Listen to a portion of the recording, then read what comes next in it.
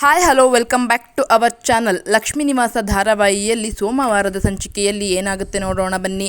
ಮೊದಲಿಗೆ ಜಯಂತ್ ಅಜ್ಜಿ ಮನೆಗೆ ಹೇಗಾದರೂ ಕ್ಯಾಮ್ರಾವನ್ನು ಫಿಕ್ಸ್ ಮಾಡೇ ಬರಬೇಕು. ಯಾಕೆ ಅಂತ ಅಂದರೆ ಜಾನ್ವಿ ಅವ್ರನ್ನ ಯಾವ ರೀತಿ ಆಗಾದರೂ ನಾನು ತಡೆಯಬಹುದು.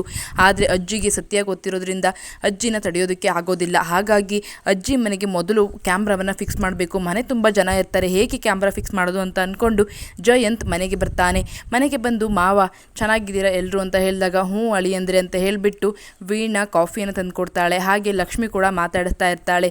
ಇವರೆಲ್ಲ ಇದ್ದಾರೆ, ಇವರೆಲ್ಲ ಇದ್ದಾಗ ಹೇಗೆ ನಾನು ಕ್ಯಾಮ್ರಾವನ್ನು ಫಿಕ್ಸ್ ಮಾಡೋದು ಅಂತ ಮನಸ್ಸಲ್ಲೇನೆ ಯೋಚನೆ ಮಾಡ್ತಾ ಇರ್ತಾನೆ.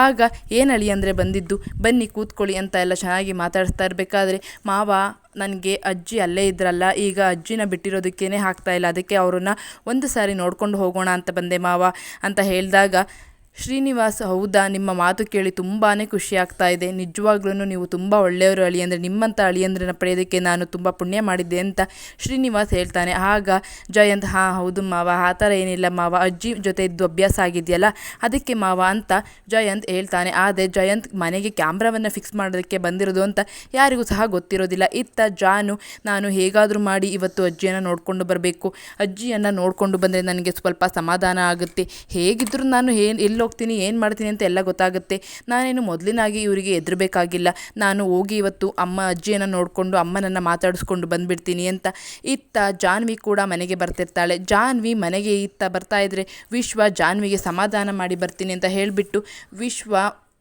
ಜಾನ್ವಿ ಮನೆಗೆ ಬಂದಿರ್ತಾನೆ. ಜಾನ್ವಿ ಹೋಗೋದನ್ನು ನೋಡ್ದೇನೆ ಜಾನ್ವಿಯನ್ನು ಹುಡುಕೊಂಡು ವಿಶ್ವ ಮನೆಗೆ ಹೋಗ್ತಾನೆ.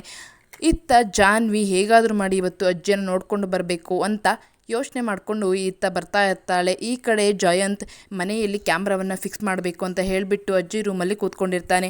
ಮಾವ ಟ್ಯಾಬ್ಲೆಟ್ ಎಲ್ಲ ಹೇಗಿದೆ, ಅದನ್ನು ಸರಿಯಾದ ಟೈಮಿಗೆ ಕೊಡ್ತಾ ಇದ್ದೀರಾ, ಸ್ವಲ್ಪ ತೊಗೊಂಡು ಬನ್ನಿ ನೋಡ್ತೀನಿ ಅಂತ ಹೇಳ್ತಾನೆ. ಆಗ ಶ್ರೀನಿವಾಸ್, ಹಾಂ ಅಳಿಯಂದೆ ತೊಗೊಂಡು ಬರ್ತೀನಿ, ಅದು ನನ್ನ ರೂಮಲ್ಲಿದೆ, ಹೋಗಿ ಬೇಗ ತಂದುಬಿಡ್ತೀನಿ ಅಂತ ಹೇಳಿಬಿಟ್ಟು ಹೋಗ್ತಾನೆ. ಇತ್ತ ಜಯಂತ್, ಅಜ್ಜಿ ನಾನು ಇವತ್ತು ನಿನಗೆ ಕ್ಯಾಮ್ರಾವನ್ನು ಫಿಕ್ಸ್ ಮಾಡ್ತಾ ಇದ್ದೀನಿ ಅಜ್ಜಿ, ನೀನು ಎಚ್ಚರ ಆಗೋವರೆಗೂ ನನ್ನ ಒಂದು ಅದ್ಬಸ್ತಿನಲ್ಲೇ ಇರಬೇಕು, ಹಾಗಾಗಿ ಇಲ್ಲಿ ಕ್ಯಾಮ್ರಾವನ್ನು ಫಿಕ್ಸ್ ಮಾಡಿ ಹೋಗ್ತೀನಿ, ನೋಡು ಅಜ್ಜಿ ಆರಾಮಾಗಿ ನಾನು ನಿನ್ನ ಮನೆಯಲ್ಲೇ ಕೂತ್ಕೊಂಡು ನೋಡ್ಬೋದು, ಇಲ್ಲಿ ಯಾರು ಏನು ಮಾಡ್ತಾರೆ ಅಂತ ಹೇಳಿಬಿಟ್ಟು ಮನೆಯಲ್ಲೇ ಕೂತ್ಕೊಂಡು ನೋಡ್ತೀನಿ ಅಜ್ಜಿ ಅಂದ್ಬಿಟ್ಟು ಅಲ್ಲೇ ಇದ್ದಂತಹ ಪಾಟ್ಗೆ ಕ್ಯಾಮ್ರಾವನ್ನು ಫಿಕ್ಸ್ ಮಾಡ್ತಾನೆ. ಇತ್ತ ಜಾನ್ವಿ ಏನಾದರೂ ಬಂದು ಆ ಕ್ಯಾಮ್ರಾವನ್ನು ನೋಡಿದ್ರೆ ಜಯಂತ್ ಖಾತೆ ಮುಗ್ದೇ ಹೋಗುತ್ತೆ ಅಂತಲೇ ಹೇಳ್ಬೋದು.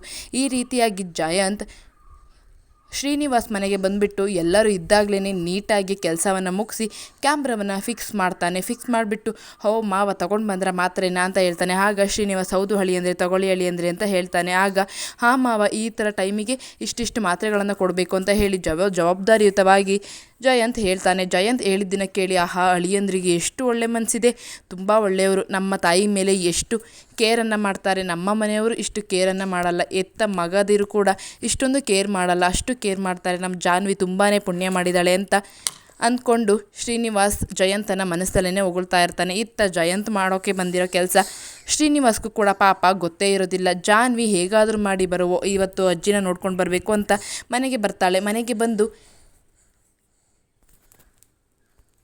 ನೋಡಿದಾಗ ಅಲ್ಲಿ ಜಯಂತ್ ಇರ್ತಾನೆ. ಜಯಂತನ ನೋಡಿ ಜಾನ್ವಿ ಶಾಕ್ ಆಗ್ತಾಳೆ. ಏನಿದು, ಇವ್ರು ಇಲ್ಲೇನು ಮಾಡ್ತಾ ಇದ್ದಾರೆ ಅಂತ ಹೇಳಿ ಕಾರನ್ನು ನೋಡ್ತಾಳೆ.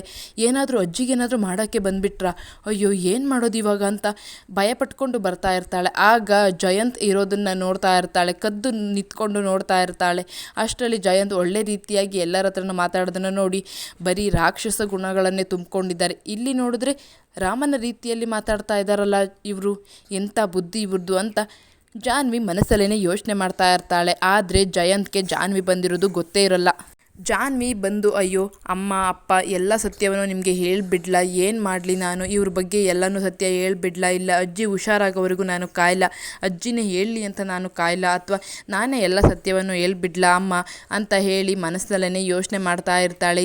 ಇತ್ತ ಜಯಂತ್ ಮಾತ್ರ ಕ್ಯಾಮ್ರಾ ಫಿಕ್ಸ್ ಮಾಡಿ, ಅಪ್ಪ ಬಂದಿದ್ದ ಕೆಲಸ ಅಂತೂ ಮುಗೀತು, ಜನ ಜಾಸ್ತಿ ಇದ್ರೂ ಕೂಡ ಬೇಗ ಕೆಲಸವನ್ನು ಮುಗಿಸಿದ್ದೀನಿ, ಸದ್ಯ ಹೂವಿನ ಪಾಟಲ್ಲಿ ಕ್ಯಾಮ್ರಾ ಇರೋದು ಯಾರಿಗೂ ಗೊತ್ತಾಗೋದಿಲ್ಲ ಅಂತ ಅಂದ್ಕೊಂಡು, ಅಜ್ಜಿ ನೋಡು ಅಜ್ಜಿ, ನಿನಗೆ ಇವತ್ತು ಕ್ಯಾಮ್ರಾವನ್ನು ಫಿಕ್ಸ್ ಮಾಡಿದ್ದೀನಿ, ನೀನು ಆರಾಮಾಗಿ ಮಲ್ಕೊ, ನಾನು ಅಷ್ಟೇ ಮನೇಲಿ ಕೂತ್ಕೊಂಡು ಆರಾಮಾಗಿ ನೋಡ್ತೀನಿ ಅಜ್ಜಿ ಅಂದ್ಬಿಟ್ಟು ಅಜ್ಜಿ ಜೊತೆ ಮಾತಾಡ್ತಾ ಇರ್ತಾನೆ. ನಿನಗೆ ಎಚ್ಚರ ಆಗಬಾರ್ದು ಅಜ್ಜಿ, ಎಚ್ಚರ ಆದ ತಕ್ಷಣ ನಾನು ಇಲ್ಲಿರ್ತೀನಿ ಅಜ್ಜಿ.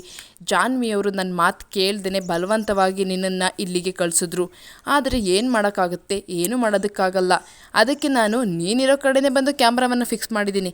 ನೀನು ಆರಾಮಾಗಿ ರೆಸ್ಟ್ ಮಾಡು, ನಾನು ಆರಾಮಾಗಿ ನೋಡ್ತೀನಿ ಅಂತ ಜಯಂತ್ ಹೇಳ್ತಾ ಇರ್ತಾನೆ. ಆದರೆ ಇಲ್ಲಿ ಕ್ಯಾಮ್ರಾವನ್ನು ಫಿಕ್ಸ್ ಮಾಡಿರೋದು ಜಾನ್ವಿಗೆ ಗೊತ್ತಿಲ್ಲ. ಜಾನ್ವಿಗೆ ಗೊತ್ತಾದರೆ ಆ ಕ್ಯಾಮ್ರಾವನ್ನು ಫಿಕ್ಸ್ ಮಾಡಿರೋದನ್ನು ಮನೆಯವರಿಗೆ ಸತ್ಯವಾಗಿ ಹೇಳ್ತಾಳ. ಹಾಗೆ ಅದನ್ನು ಶ್ರೀನಿವಾಸ್ ಅಥವಾ ಲಕ್ಷ್ಮಿನೇ ನೋಡ್ತಾರಾ ಅಂತಕ್ಕಂಥದ್ದು ಮುಂದಿನ ಸಂಚಿಕೆಯಲ್ಲಿ ನಿಮಗೆ ತಿಳಿಸ್ಕೊಡ್ತೀನಿ ಫ್ರೆಂಡ್ಸ್. ಅದಕ್ಕೂ ಮೊದಲು ಯಾರಾದರೂ ಚಾನಲನ್ನು ಸಬ್ಸ್ಕ್ರೈಬ್ ಆಗಿಲ್ಲ ಅಂದರೆ ಪ್ಲೀಸ್ ಚಾನಲ್ನ ಸಬ್ಸ್ಕ್ರೈಬ್ ಮಾಡ್ಕೊಳ್ಳಿ. ಹಾಗೆಯೇ ವಿಡಿಯೋ ಇಷ್ಟ ಆದರೆ ಪ್ಲೀಸ್ ಲೈಕ್ ಮಾಡಿ, ಶೇರ್ ಮಾಡಿ, ಕಾಮೆಂಟ್ ಮಾಡಿ. ಹಾಗೆಯೇ ಜಯಂತ್ ವ್ಯಕ್ತಿತ್ವದ ಬಗ್ಗೆ ನಿಮಗೆ ಏನನ್ಸುತ್ತೆ ಅಂತಕ್ಕಂಥದ್ದನ್ನು ಸಹ ಕಾಮೆಂಟ್ನ ಬಾಕ್ಸ್ನಲ್ಲಿ ತಿಳಿಸಿ ಅಂತ ಹೇಳ್ತಾ ಈ ಒಂದು ವಿಡಿಯೋವನ್ನು ಇಲ್ಲಿಗೆ ಮುಗಿಸ್ತಾ ಇದ್ದೀನಿ friends. Thank you for watching.